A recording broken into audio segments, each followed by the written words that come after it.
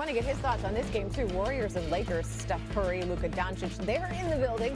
They're playing on opening night, but LeBron James missing his first season opener in his career, the first time in 23 years. Out with sciatica, we're not going to see him until like mid-November. Jonathan Kuminga pushing that, finds Curry, knocks down a three. That feels like it should be. Warriors up comfortably up 10, Lakers down 7, Doncic, part of his big night. It was a 4-point game after the free throw. More Doncic. That three. Here's the thing, he actually only made 2 of those, but he's in rhythm on every other shot. Lakers down 7 in the third quarter. Draymond kicks it out to Kuminga. That's his 3. Then Warriors up 13. Green gonna find Curry. This is all part of a 19-4 run for the Warriors to open the second half. They were up 15. Halfway through the third, 75-61. Kuminga, 17 points. Another 3 to fall. He made 4 of those. Doncic, Jackson Hayes. Lakers trying to stay in it. Down 90-79 going into the fourth quarter. Luka, 43 points, 12 rebounds, and 9 assists. Lakers down, but only 10. And they got Butler. What can Butler do for you? It's like Butler at the rim with the basketball. 31 points.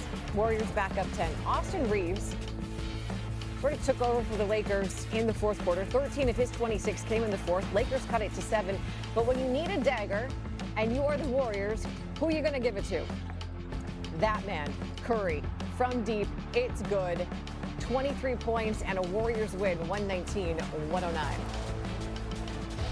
I mean, we got stops, but I think in the second quarter we kind of got a little stagnant on offense, and our organized chaos took over that first 4 minutes.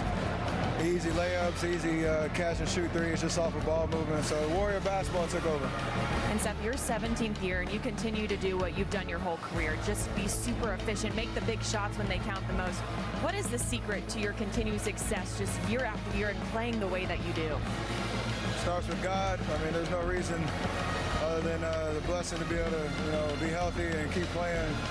Outside of that, I just love the hoop, love the teammates I have, and just the opportunity to keep chasing, hopefully another title, but, just great basketball in the process. So it brings the best out of you when you get out here and the lights are bright.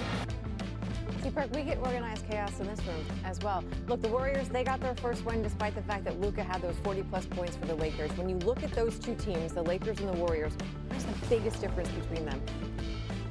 I see a team that has one goal, a team that's playing in agenda-free basketball, and that's the Warriors. And the tone been set since day one in training camp, right? Anybody that watched the Warriors play in preseason know that they was coming out on the mission. Yes, Jimmy Butler and Steph Curry, they're playing with great joy, and they played extremely well tonight. But it's the others for me. It's Buddy Hield coming in off the bench having 17 points. Jonathan Kuminga getting a nod to be in the starting lineup. Steve Kerr putting his ego aside to say, hey, young fella, we need you, we want you, you are loved, giving him that confidence. And they just played agenda-free basketball. And this Warriors have one goal and one goal only. And you could tell, we just heard Steph talk about it, their goal is to win a title. They know their window is very, very short, and they're trying to maximize it. So, again, that's the difference. Father Time remains undefeated. Much more Perk throughout the season. Also, much more NBA on this show from opening night and the defending champs. It's not just Perk going to join us. Mark J. Spears on the way as well. How SGA kicked it into another gear. That is coming up. Start an NBA season. How about a double OT thriller featuring the world champs and SGA taking on the Rockets? This one went to OT. Under 5 seconds left in OT. Game tied at 115. SGA chance to win it. No. Watch KD. Gets the ball. Looks like he's calling timeout. The Rockets had no timeouts. Thunder trying to plead their case. Here's what SGA had to say. Kevin definitely called timeout about 3 times, verbally and physically with his hands. And the play would not be reviewed. So what would have been a tech is now going to double OT. Second OT. Durant backing his man down, getting up and getting it. Tough shot to go plus the foul. Hit the free throw. He had 23 on the night. Rockets up 2. Just over a minute left. SGA getting to his spot. Long 2 is good. Clutch basket. We're tied at 122. 11 seconds left. Thunder down 1. SGA. Durant all over him. But SGA's like, yo, I'm the MVP. Look at this. 1, 2, 3. I got you. You fouled me. 2.3 seconds left. Durant fouls out. SGA a chance to retake the lead for the Thunder. Make the first, get the second. Thunder up 1 with 2.3 seconds left. Final chance. Steven Adams inbounding. Jabari Smith Jr. The shot, no! And the Thunder win a thriller, 125-124. OT thriller to kick off the season, and we get senior NBA writer Mark Spears to talk about it. Okay, let's start with the winners and the MVP. SGA only had 11 after 3, and then he hit another level in the fourth in OT. How was he able to get to another gear tonight when it mattered, Mark? You know, he plays his best basketball when it's at its toughest. I mean, look at that game. I believe it was a game 4 in Indiana during the finals. He figured it out. Now, he needed a few overtimes to figure it out this time. And as he said in the starting 5, it's not a good game unless he reaches 30. Other than missing a few free throws, SGA was the MVP. Impressive. And you can see that with J-Dub out, they're certainly doubling him a little more, making it tougher on him. So I think this is something that he's going to have to work on until J-Dub gets back. Yeah, and he had to do everything he could to have success tonight, which says a lot about the Rockets. I mean, they were a great team last year, Mark. Yeah. But now you see what they can do with KD in tow and how he can impact them. What's he saying about playing in Houston and how playing for this team is really sort of changing his mindset at this point? Well, I think for Kevin, this is certainly an amazing new beginning. This, respectfully, isn't the Phoenix Suns. This is a team that can compete for a championship. And what's beautiful for him is this is a team he doesn't have to carry.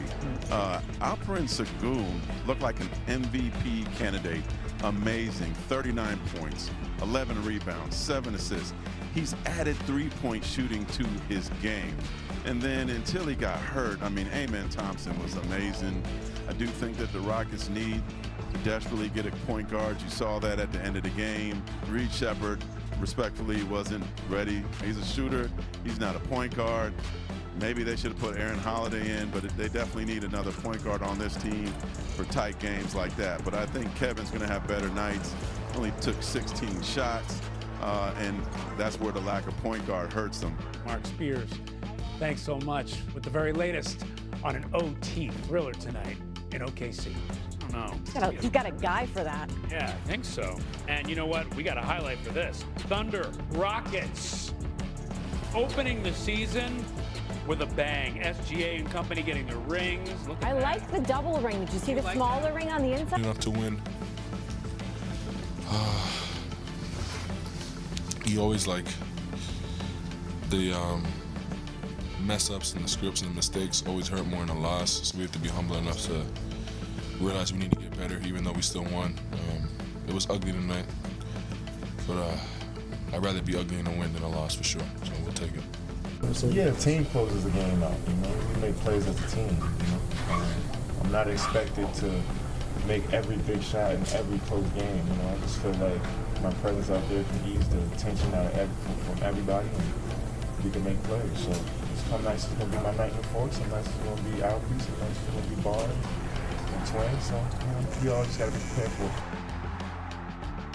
Let's welcome an NBA analyst, Kendrick Perkins, to talk about this opening night classic. Perk, if the season's going to be like this, we are never going to go to sleep. OKC. Don't say that. I mean, it was incredible. OKC seemed down for the count over and over, yet they found a way to pull it out. What was the difference for them tonight? Well, I'm going to say this, Ryan. Every matchup, every game, when it comes down to two teams in the Western Conference, is going to give you a playoff-type vibe because that's how stacked the West is. But the separation was they're the champs, and they knew how to close games, right? They've been in these moments before. They knew the correct spacing.